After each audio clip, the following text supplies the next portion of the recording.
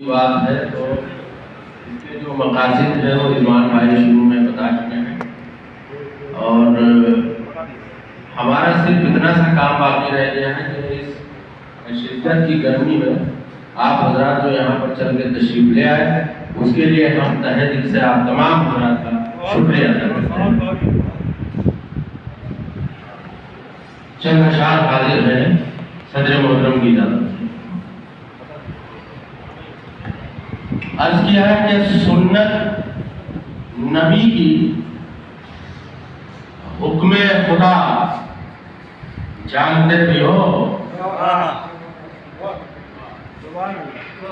सुन्नत नबी की हुक्म खुदा जानते भी हो। दावा तो है वफा का, वफा जानते भी हो। सुन्नत नबी की हुक्म खुदा जानते भी हो। दावा तो है वफा का, वफा जानते भी